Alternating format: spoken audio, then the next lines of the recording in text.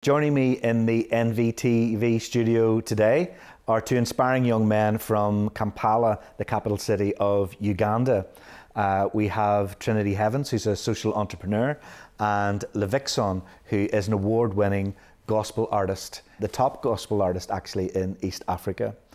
Levixone, perhaps you could tell us what brings you to Northern Ireland? Thank you so much for this opportunity and for having us here.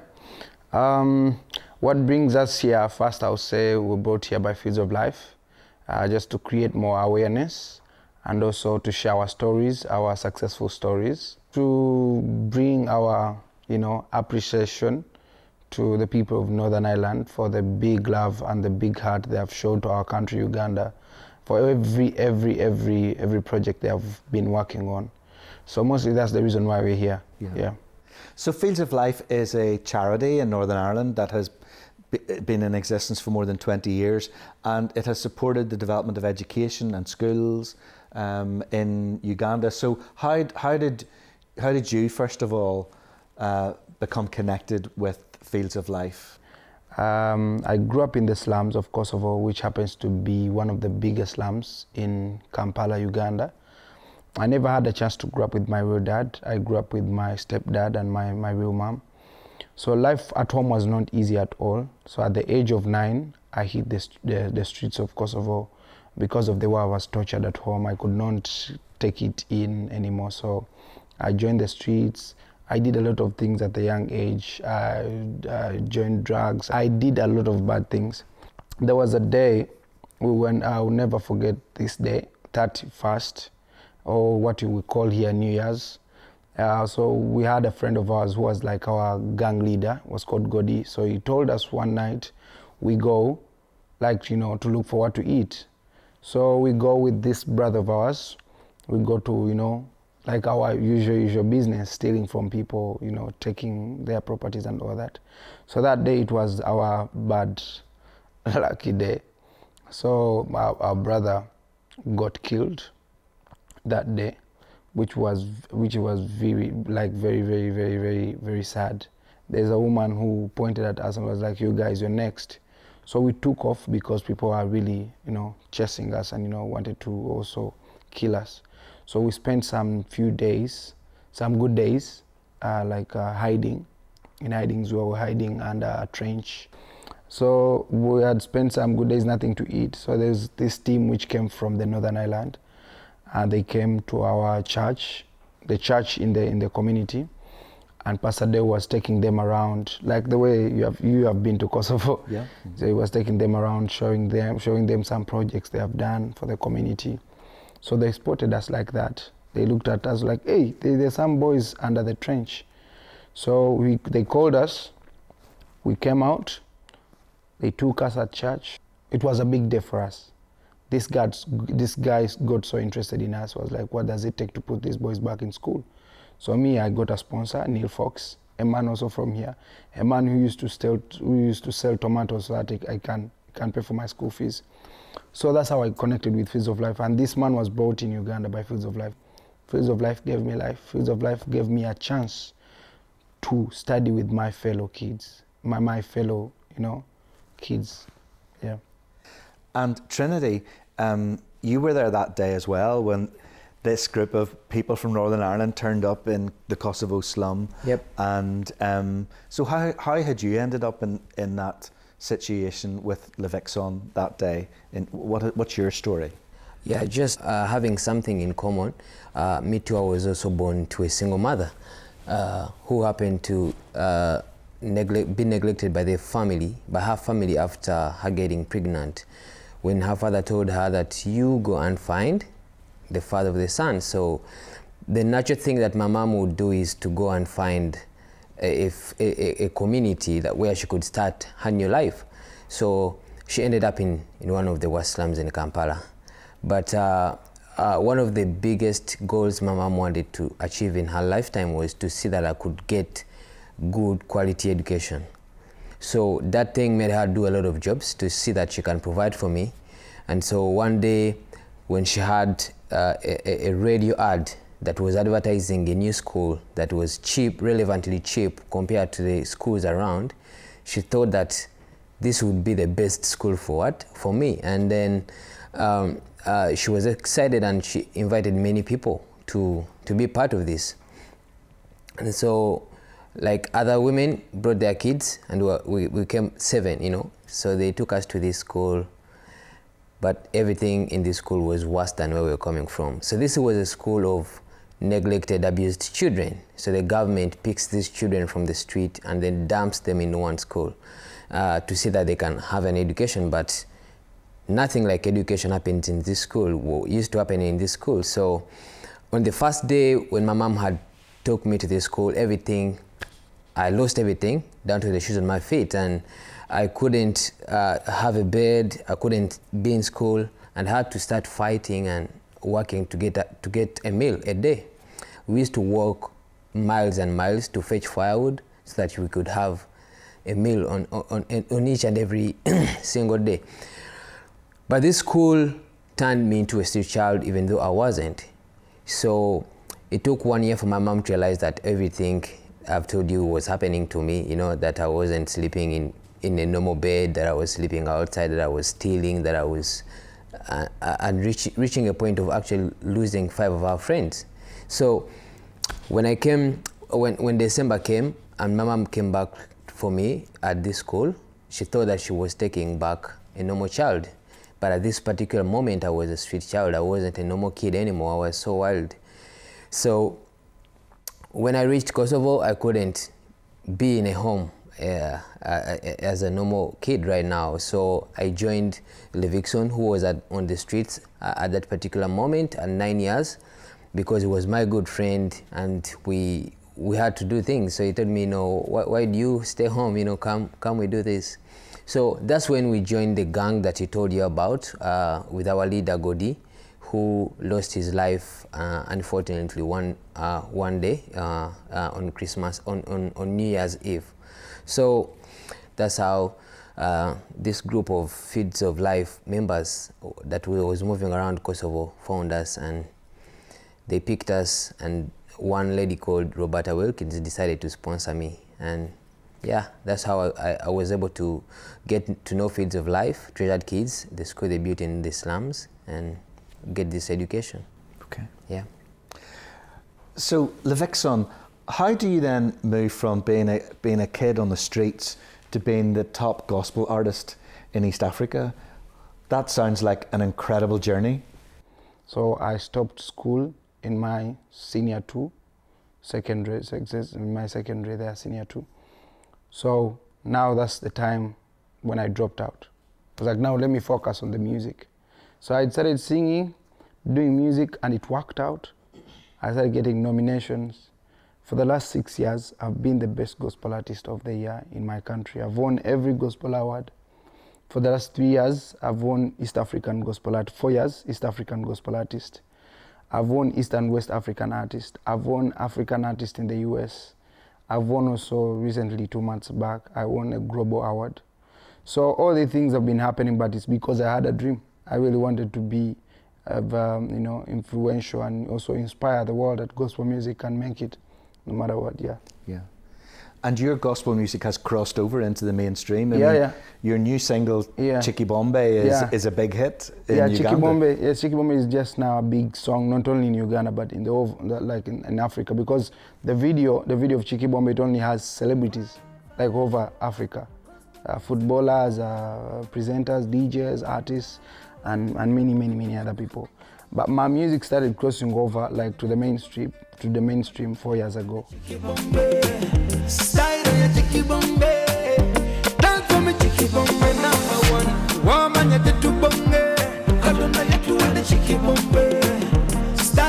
Meanwhile, Trinity, as Levixone said earlier, when he was getting into music, you were discovering your skills by when you first got your hands on a computer, and you have become a social entrepreneur. And tell us about your story of how that happened.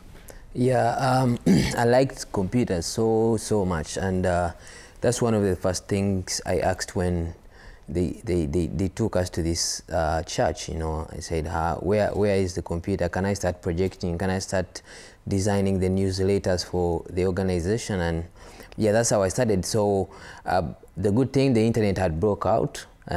It was out, YouTube, and so I used a lot of tutorials to train myself on how to design websites. And so I did that for many years, you know, like I did it all in, and I did it for like 5-6 years.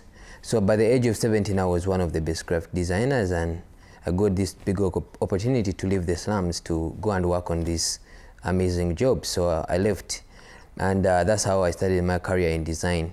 But as I told you that when we left, when we achieved all these kind of things, there was a strong sense of responsibility that we were carrying on how we can actually improve our communities and help other young people in our slums. So then I thought, what do we have to do to help these young people? And then I reflected on my life, on how I got out of the poverty. You know, that extreme poverty was me getting a skill that I could trade, that I was able to get a job in some nice place.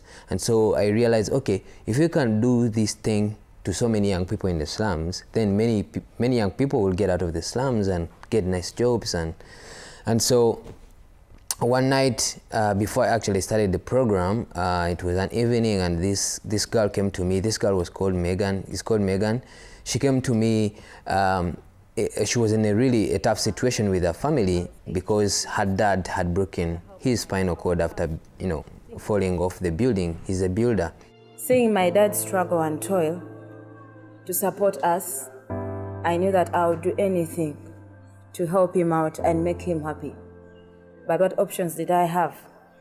As a builder's daughter with a young stepmother and 5 siblings, not many. When all hope was lost, my friend came to me and told me about the Elevate program. When Megan joined us, I trained her what I knew, you know, designing websites and the user interface. And surprisingly enough, this girl was getting things after 2 months. Better than I did, you know. It took me some years to do it, but she grasped it at a high rate.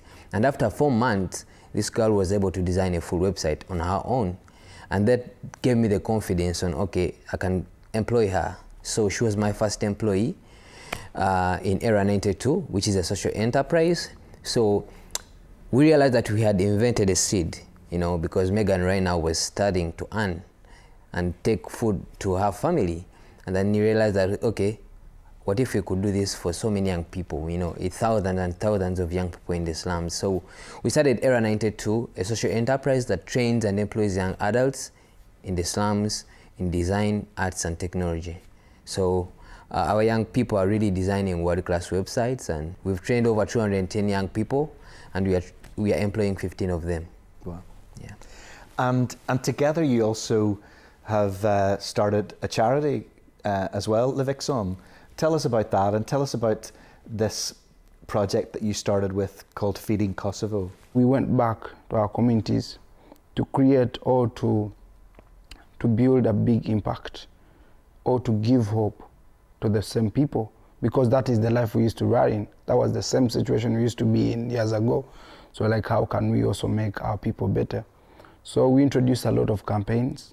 First, I had a story with Trinity. My first Christmas, I had it at their place.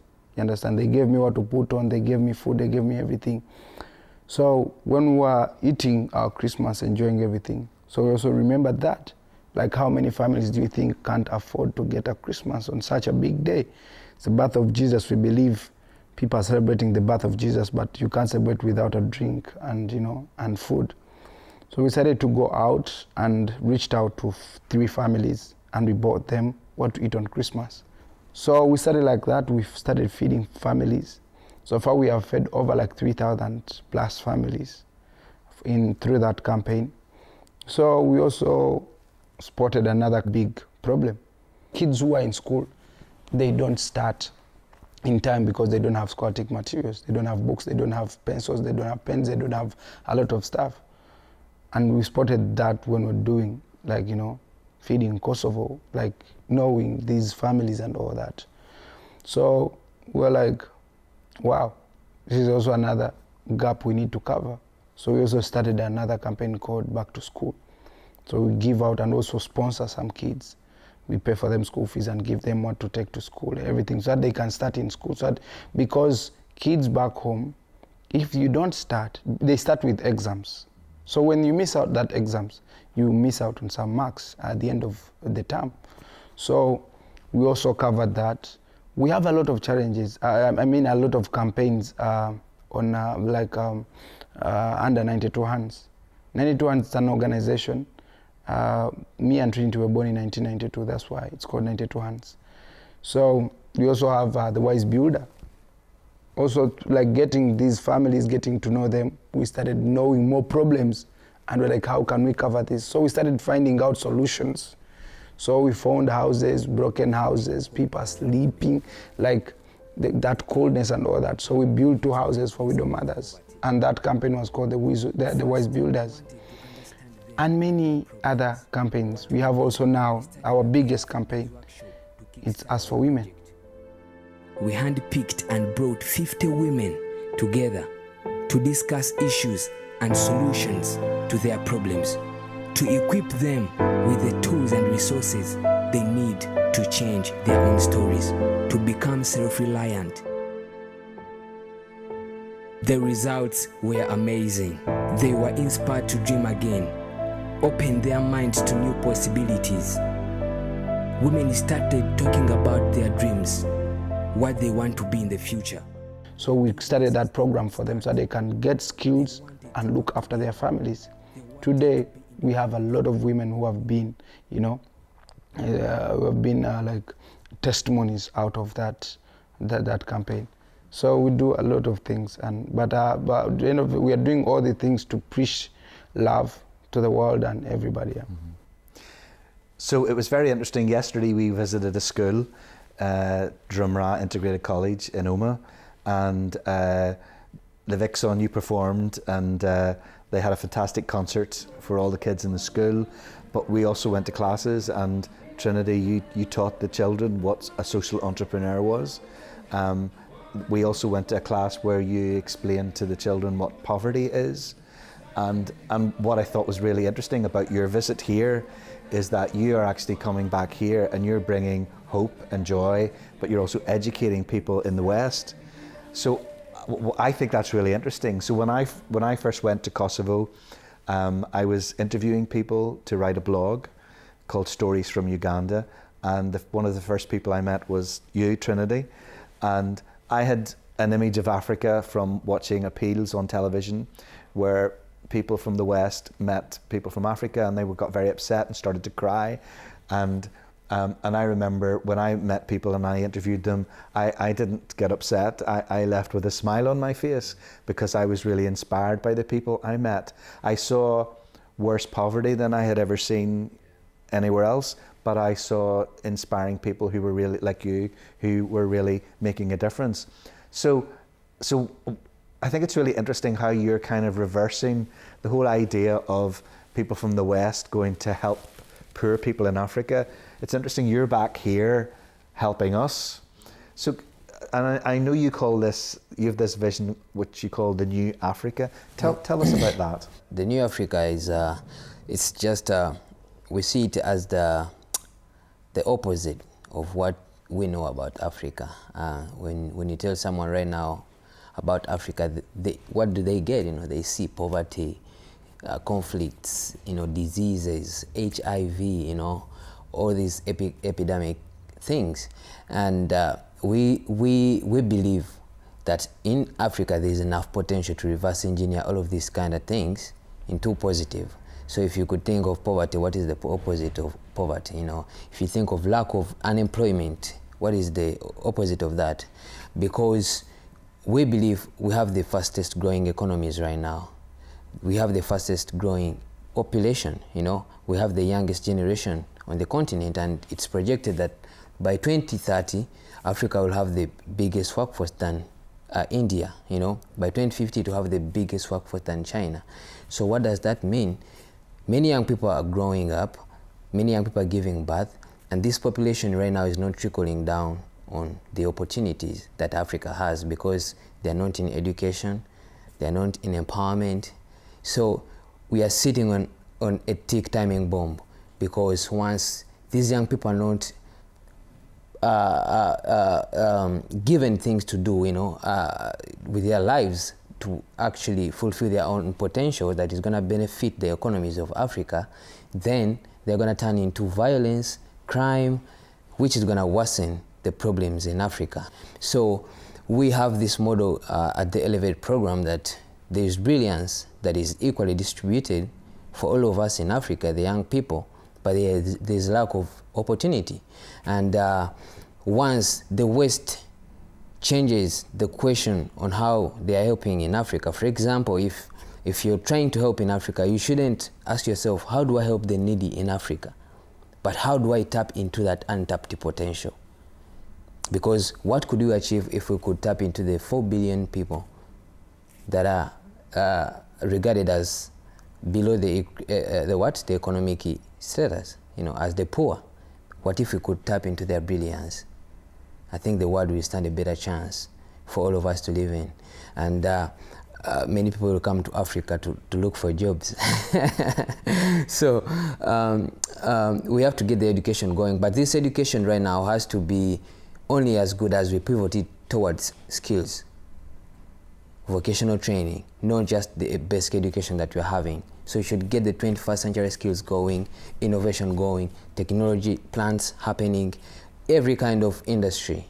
If we get these kind of things happening and engage our young people in the process of making these things happen, I believe Africa will be great again. So I think it has always been great, but just the lack of opportunities that keeping many people under the status of being poor. So what do you think people here in the West and in Northern Ireland can do to to relate to Africa in a different way, to tap that potential, which is different from the way perhaps that we've looked at Africa in the past? The first thing is we have to change the questions we're asking. As I mentioned earlier before, is the reason why people bring aid is when they hear someone who is sick, they say, oh, how can we help the sick person? Let's give them a net and a medicine. So we should start thinking about how can we help, how can we tap into their potential. When you ask yourself that question, you're not gonna think about giving someone a need that is gonna be torn in just 3 months. So first of all, we have to change our mindset about Africa. And as we are telling you this kind of inspiring stories and the people who are coming this side, it only proves that there is brilliance, there is talent, there is even opportunities. But we need to match it up with the people who are coming from this side. So for example, if anyone from this side is thinking about helping anyone in Africa, they should think about investing. They should think about becoming partners. They should think about bringing their businesses in Africa. So Africa is ready for this kind of opportunities. So just before we go, Levixone, would you sing us maybe just a sample, a cappella, of Chiki Bombay, the biggest song in Uganda at the minute? Wamanya jetu bonge, katonda yatu wande Chiki Bombay, style hoye Chiki Bombay. Dance for me, Chiki Bombay, #1. Bwere kabyonna byoliko. Dance to the beat, to the flow. No matter what, byonna byoliko. Yo, dance to the beat, to the flow. Ono yekaya bigonjola. Yes, bigonjola. Ono yekaya bizungula. Byonna ebyakusiba. Fire, fire, whoa. Gospel music we fire, whoa. We no retire, whoa. My DJ's so fire, whoa. Hey, #1, ebirungi byonkolera. #2, nakayimba nenkuyimbira. #3, emikisa nonfukirira. #4, nambole nochichuza. Yo, kwereka byonna byoliko. Yo, if you save a life, you can change the world, yeah. If you save a life. Yo, greetings everybody. It's a Levixone one time. Thank you so much. Levixone and Trinity, thank you very much. Thank you. God bless you.